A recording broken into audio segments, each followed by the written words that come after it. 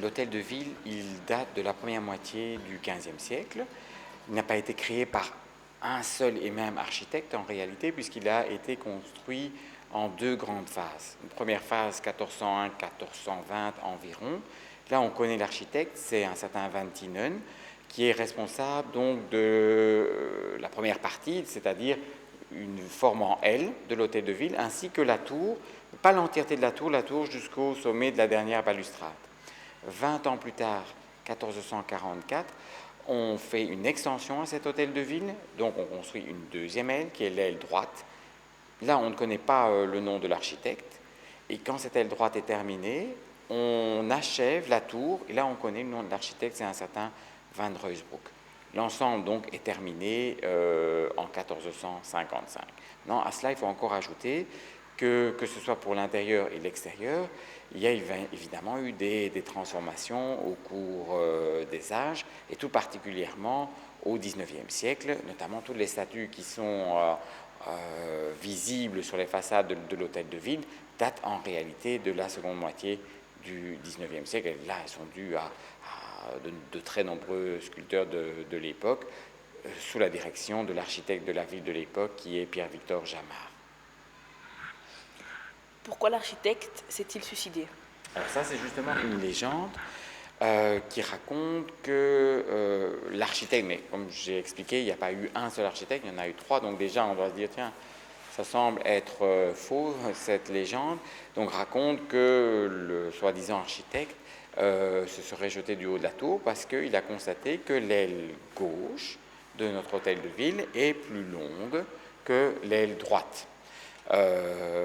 Et pourquoi cette légende? Mais tout simplement parce qu'on n'a pas compris la réalité qui était simplement celle que j'ai déjà expliquée, à savoir que l'hôtel de ville n'a pas été fait en une fois, il a été fait en deux fois. Et le second architecte qui a travaillé 20 ans après le premier pour faire l'extension à droite, mais il était confronté à un problème, c'est qu'il ne pouvait pas faire une aile aussi longue que celle de gauche, tout simplement parce qu'il butait sur une rue qui était déjà existante. Donc il était obligé de faire une aile droite plus courte, tout simplement. Combien de temps a duré la construction de l'hôtel de ville? Donc voilà, ça s'établit, première phase, une vingtaine d'années, et la deuxième phase, une dizaine d'années. Quelle est la hauteur de la tour de l'hôtel? Alors, la tour de l'hôtel, elle est coiffée d'une statue girouette de Saint-Michel, qui est le saint patron de la ville et le symbole de la ville, le symbole communal. Il lui-même culmine jusqu'au haut de son épée à un petit peu moins de 97 mètres de hauteur. En ce moment, à quoi sert l'hôtel de ville? Alors que ce soit en ce moment ou autrefois, l'hôtel de ville, il a toujours abrité les personnes qui gouvernent la ville. Aujourd'hui, ce sont le bourgmestre, les échevins et le conseil communal. En plus de ça, on trouve d'autres salles, des salles de réception, salles de mariage, des bureaux divers. Et donc, ça n'a pas changé. La fonction de l'hôtel de ville, ça a toujours été d'abriter les personnes qui prennent les décisions pour la gestion de la ville, ainsi que leur administration. Qui est le responsable de l'hôtel? Alors, il n'y a pas vraiment un responsable de l'hôtel de ville. Le responsable final, c'est bien sûr la personne la plus importante dans la ville, à savoir le bourgmestre, qui donc est le personnage le plus important de la ville. Maintenant, évidemment, pour la gestion quotidienne de l'hôtel de ville, il y a des tas de services, économat, protocole, que sais-je encore, qui s'occupent de la gestion quotidienne de l'hôtel de ville. Qu'y avait-il à l'époque à cet endroit-là? Alors, avant qu'il y ait l'hôtel de ville, bien sûr, la Grande Place, il y avait bien entendu différentes maisons.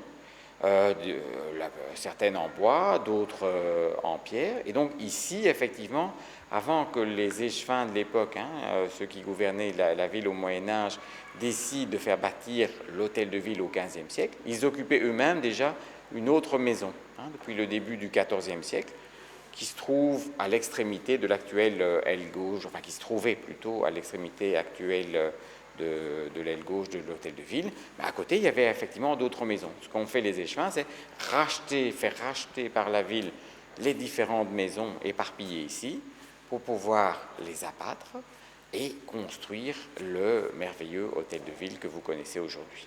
Du point de vue économique, est-ce que l'hôtel de ville rapporte des bénéfices à la Belgique? Alors, bon, pas directement, évidemment, c'est essentiellement un lieu de travail ici. Indirectement, on peut dire oui, puisque c'est effectivement un des plus beaux monuments de l'époque gothique dans l'architecture civile. Et donc, il est quand même très connu à l'étranger. Il prend place dans l'ensemble de la Grand Place, qui évidemment est un des symboles de Bruxelles. À ce titre-là, on peut dire qu'il concourt à faire venir des touristes chez nous, évidemment. Et donc, il concourt à l'image de Bruxelles et de la Belgique. Donc, indirectement, on peut dire que oui, il est intéressant économiquement aussi.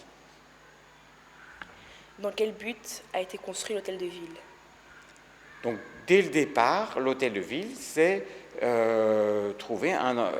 créer un endroit de réunion pour les personnes qui gouvernent la ville et abriter leur administration. C'est là où on va payer les taxes. Alors, évidemment, les compétences de ceux qui gouvernent la ville ont changé.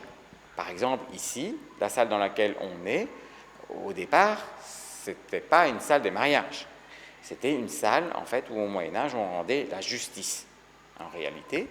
Mais cette compétence de justice, la ville, les échevins, l'ont perdue à la fin de ce qu'on appelle l'Ancien Régime. À ce moment-là, tout change. Et donc, la ville reçoit de nouvelles compétences, comme l'état civil, qu'elle n'avait pas au Moyen-Âge. En revanche, elle perd d'autres compétences, comme la justice qu'elle exerçait au Moyen-Âge. Vous voulez dire quoi par justice? Donc, la justice, ça veut dire vraiment que c'était ici le palais de justice pour les gens du Moyen-Âge. C'est-à-dire que si tu avais commis un crime sur le territoire de Bruxelles, eh bien c'est ici que tu étais jugé par les échevins. Les échevins, ils étaient non seulement responsables de la gestion de la ville, du point de vue économique, social, mais aussi ils avaient des compétences judiciaires. Pourquoi les festivités comme les marchés de Noël se trouvent à cet endroit-ci? Donc à la Grand Place, tout simplement parce que la Grand Place, ça a toujours été en fait le lieu de rassemblement des Bruxellois. C'est l'équivalent d'un forum en fait. C'est vraiment là où les Bruxellois viennent se rassembler à chaque fois qu'il y a quelque chose d'important. Donc, par exemple, pour l'instant, sur la Grand Place, vous avez un chapiteau parce qu'il va y avoir une émission de télévision française qui est tournée ici. Donc, chaque fois que des étrangers viennent, ou bien qu'on veut attirer, comme par le marché de Noël, des étrangers, naturellement, le point de départ, c'est la Grand Place. Mais maintenant, on essaie quand même, notamment pour le marché de Noël, d'aller un petit peu plus loin. Et donc, on ne se concentre plus uniquement sur la Grand Place, on essaie aussi de faire découvrir d'autres endroits de Bruxelles qui sont tout aussi intéressants.